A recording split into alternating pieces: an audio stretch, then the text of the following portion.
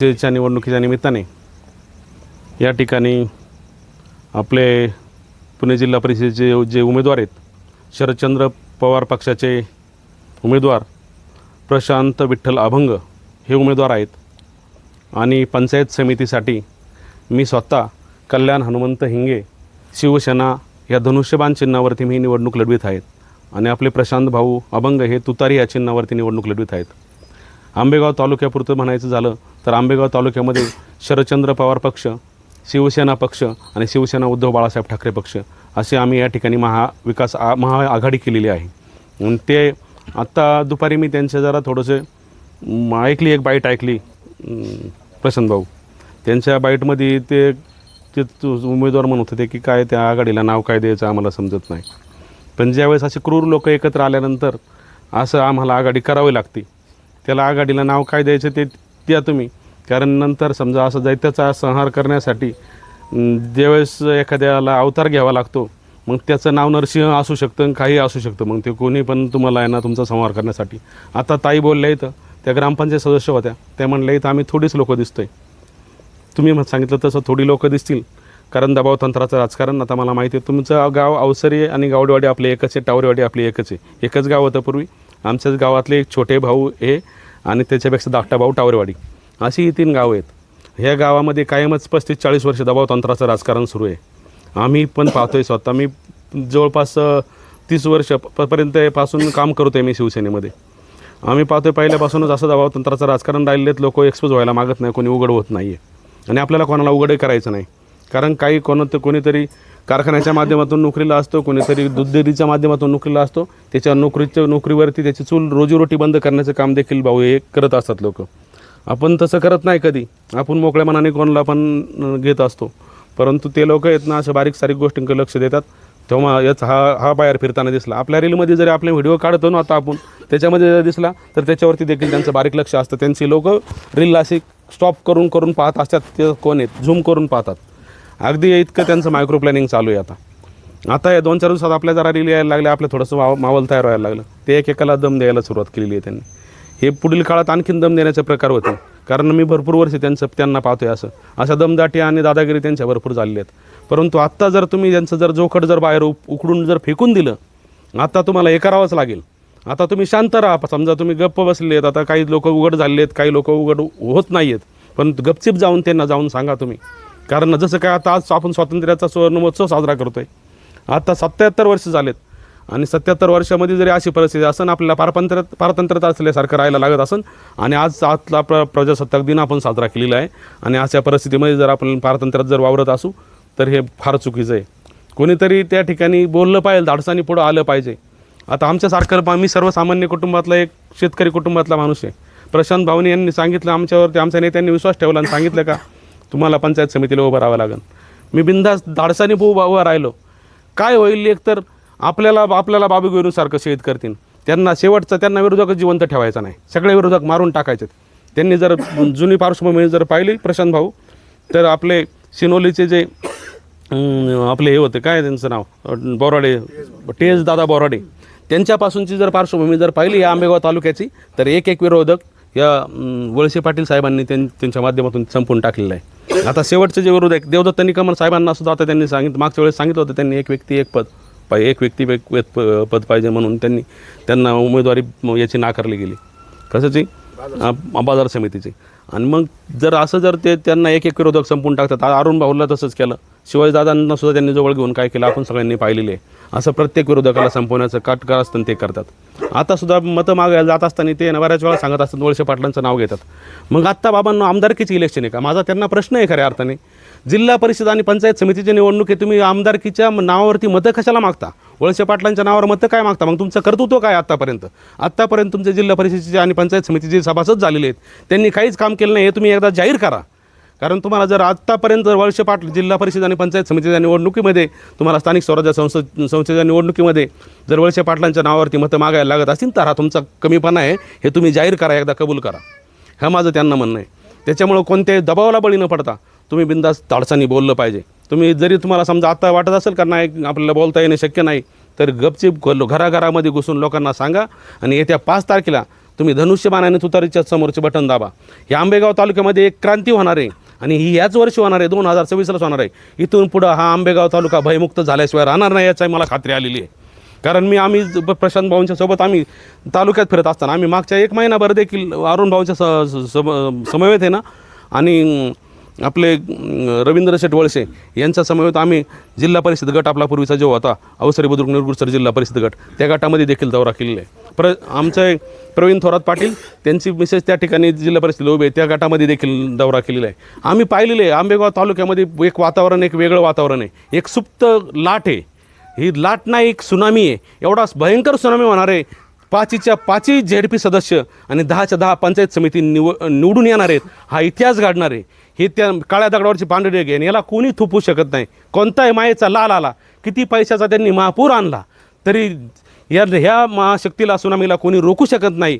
या लोकांवरती किती वेळा तुम्ही दबाव टाकणार आहेत, जेवढ्या वेळा तुम्ही दाबून धरसान त्यांना तेवढाच ते जोरात उफाळून येतील आणि त्यांना ही धोक्याची घंटा आहे. हे त्यांनी आताच सावध झालं पाहिजे. आणि आत्ता तुम्ही म्हणा एक व्यक्ती 5-5 पदं घेता. तुमची जर नामावली जर घ्यायला लागली एखाद्या लग्न कार्यालयामध्ये तर तुम्हाला 5-5 पदं पाठीमागं 4-4 शेपटं लावलेली आहेत. प्रत्येकाला 4-4 शेपटं लावायला लागतात. आणि आता कालच्याच आम्ही एका लग्नाच्या कार्यक्रमात गेलो, प्रशांत भाऊन आम्ही होतो तिथं. आम्हाला सांगितलं त्यांनी का आमचं बरं आहे, आता आम्हाला एकच चिन्ह आहे सांगायला. तुम्हाला चिन्ह एकच आहे, आम्हाला चिन्ह भले 2 असतील पण पद एक आहे आम्हाला. आम्ही काय 2-2 पदाची माणसं नाहीत, एकच पदाची माणसं आहेत. आम्ही सर्वसामान्य शेतकऱ्यांची याच्या सर्वसामान्य कुटुंबातली माणसं आहेत आम्ही. आणि सर्वसामान्यामध्ये जाऊन सर्वसामान्यांच्या हक्कासाठी लढतो आहे. आणि हे लढायला शेतकऱ्यांनी, सर्वसामान्य नागरिकांनी आणि सर्वसामान्य मतदारांनी आम्हाला हे बळ दिलेलं आहे. मी तुमच्या सर्वांच्या जोरावरती हे बोलतो आहे आणि हे त्यांना तिथं सभागृहामध्ये देखील बोलणार आहे. कारण हा तुमच्या सर्व आंबेगाव तालुका पंचायत समिती गणामधला हा तुमचा आवाज म्हणून मी त्या ठिकाणी जाणार आहे. आंबेगाव पंचायत समितीमध्ये हा माझा आवाज कोणी दाबू शकत नाही, हे मी तुम्हाला जाहीरपणे सांगतो. तुम्ही जर आम्हाला या ठिकाणी पंचायत समितीमध्ये निवडून यायची संधी जर निर्माण करून दिली तर तुम्ही माझ्यासाठी, माझं असं म्हणणं आहे का तुम्ही 8-10 दिवस आता राहिले माझ्यासाठी काम करा. पुढील 5 वर्ष हा कल्याण हिंगे तुमच्यासाठी काम करीन, हा प्रशांत भाऊ अभंग तुमच्यासाठी काम करीन याची मी तुम्हाला या ठिकाणी नम्रतेची मागणी करतो. तुम्ही आमच्यासाठी काम करा. एवढं बोलून मी थांबतो. धन्यवाद. जय हिंद, जय महाराष्ट्र. आज खूप आनंद होतो आहे का मी आज झारखंड मळ्यात आलो आहे. मला कित्येक वेळा बोलवलं गेलं पण ताई मी येऊ शकलो नाही, कारण मी एक व्यावसायिक माणूस आहे. मला प्रसिद्धीपासून मी लांब राहणार आहे. मनोज भाऊ, मी खरंच कधी कुठल्याही प्रसिद्धीमध्ये जाण्याचा कधीच प्रयत्न केला नाही. मी कोणत्याही गोष्टीमध्ये जर आपण पाठीमागून आलो तर मी कधी पुढे स्टेजवर जाऊन बसण्याचा प्रयत्न केला नाही. आपलं मागे बसायचं आपल्या सामान्य वर्गासारखं एकदम. कारण का प्रसिद्धीच्या झोकामध्ये आल्यानंतर काय त्रास होतो हे मी बघितलं लोकांचं. ते ठीक आहे, हा विषय तो नाही, परंतु गर्दी जर कमी असली दर्दी लोक पाहिजेत. मी आज जिल्हा परिषद पुणे या जिल्ह्यातील अवसरी बुद्रुक पिंपळगाव गटामध्ये मी तुतारी चिन्ह उभा आहे आणि माझ्याबरोबर असलेले माझे सहकारी कल्याण हिंगे धनुष्य चिन्हावरती उभा आहे. खरं तर उभा का आहे, कशासाठी आहे हे तुम्हाला सांगणं गरजेची गोष्ट आहे. एक शाश्वत विकास म्हणजे काय, तर शाश्वत विकास म्हणजे काय, तर आपल्याला आपल्या गरजेसाठी लागणाऱ्या सगळ्या गोष्टी ह्या तुमच्यापर्यंत पोचतच नाहीत. आम्ही कित्येक अधिकाऱ्यांशी बोलण्याचा प्रयत्न केला, कित्येक वेळा काही राजकारणाशी बोलण्याचा प्रयत्न केला, पण आपल्याला फक्त काही गोष्टी टाळल्या जातात. आणि मग त्यातून मग विचार आला का आपण राजकारणात काय येऊ नये. आपण समाजकारण व्यवसाय करतो, व्यवसायातून समाजकारण करतो. समाजकारणात आता इथं मित्रपरिवार बसलेला आहे का समाजकारण करत असताना प्रत्येकाला प्रत्येकाच्या गोष्टीमध्ये लागणारी गरज आहे आम्ही पूर्ण करण्याचं काम करतो. मग गरज कशाची असते, कुणाला प्रत्येक गोष्टीची गरज वेगवेगळी असते. शैक्षणिक असते, आर्थिक असते, तुमचं मेडिकल असतं, काय नसतं, फक्त एक सपोर्ट लागत असतो. मलाच तुम्हाला एक प्रश्न विचार, मी काय भाषण करण्यासाठी आता उभा नाही राहिला समजा, आपल्या इथे व्यवसाय किती आहेत आता इथे? हां हां, म्हणजे मी मुद्दामून प्रश्न विचारला. मी कालच्या मीटिंगमध्ये याला पिंपळगावला विचारला होता. एक प्रतिष्ठान बसलं 100 मुलांचं. त्यांना विचारलं तुमच्यामध्ये नोकरी कोण करतं, कारण सगळेच व्यावसायिक होते. ते 100 यासाठी बसले का ते स्वतःचा व्यवसाय स्वतः करतात, कुणावरती अवलंबून नाही म्हणून ते 100 जण बसले. इथे इतकीच लोक दिसण्याचं फक्त कारण असं आहे की हे सगळे परावलंबी जीवन चालू आहे तुमचं. तुम्ही कुणाच्या तरी कुठंतरी दारामध्ये जाता आणि काम करताय आणि मग तो सांगेल तसं तुम्ही नाचता, म्हणजे त्याच्या हातातले तुम्ही बाहुलं बनलेले आहात. आता सगळ्यात महत्त्वाची गोष्ट हे डिजिटल मार्केट चालू आहे. ह्या डिजिटल मार्केटमध्ये पूर्वी एखाद्या माणसाचा इतिहास लिहायला बाळ लिहिलं जायचं मनोजभाऊ, वही पूर्ण तयार व्हायची. परंतु आता ते एका चिपमध्ये आले. तुमचा अख्खा इतिहास एका चिपमध्ये आला.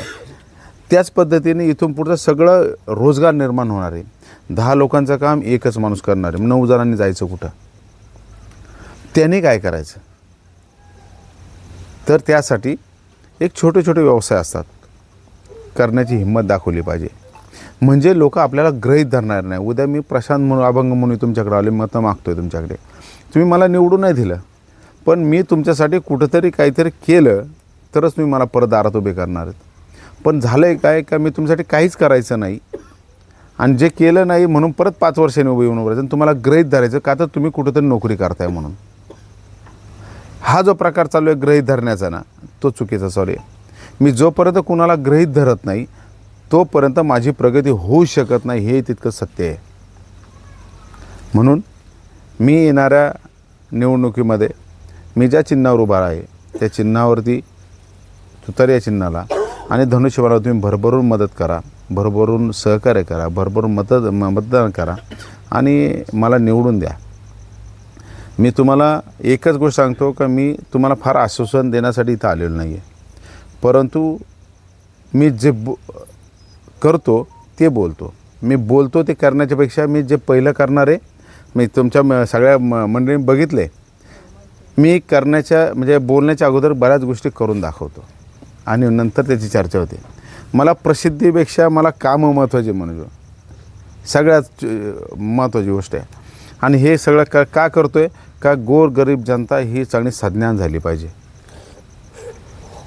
ही जर सज्ञान नाही झाली, ही जर स्वतःच्या पायावर उभी नाही राहिली तर परत कुठला तरी पुढारी, कुठला तरी राजकारणी तुम्हाला परत गृहीत धरणार आहे.